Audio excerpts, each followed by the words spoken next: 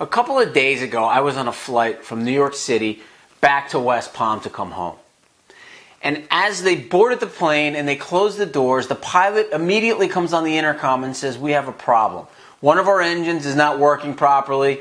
We have maintenance looking at it right now, but there's a distinct possibility that we're going to have to change out the aircraft, which means that we're going to be delayed a couple of hours if that happens." And immediately the woman next to me just started complaining. She was going off on her husband. I started asking her a couple of questions, and she kept on going nonstop for about 10 minutes. And then she looked at me and she said, "You're remarkably calm through this whole thing." I said, "Yeah, I guess I am." And she said, "How do you keep so calm?" I said, "Well, for me, it's really simple. If this had happened in the air, we'd have a real problem. And I am absolutely thankful that we found this ahead of time." And she said, "You know what? That's great. I didn't see it from that point of view."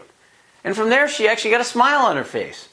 But within 5 minutes, the captain came back on and told us we were deplaning, and that was the end of her happiness. She started complaining all over again. Now, here's the reality. There's certain situations you can't control in life, but you choose your reaction and how you're going to be. So the experience will be better if you take a positive approach to it.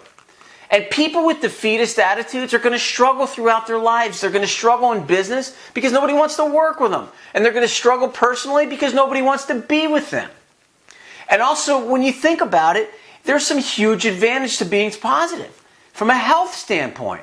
Because there's a study that they did at the Harvard School of Public Health. They looked at people that were optimistic and people that were happy. And what they found is there were links to lower risks of stroke and lower risks of heart disease. So again, you always have a choice. You can choose to be positive or you can choose to be negative. So here's a thought for you. Next time you feel yourself about to complain, stop, reframe your situation, and simply find the positive. No matter how much of a stretch it is, you can always find a positive in every situation. And if you're really serious about actually retraining your brain, all you have to do is keep a journal next to your bed with a pen. And when you wake up, first thing in the morning, just simply write down the 3 things that you're thankful for at that moment. That's going to set your tone for the day, and it'll help you to focus on positive things as the day progresses. If you know someone that can benefit from this message, I simply ask that you like it and pass it along. And in the meantime, just have a great, great week.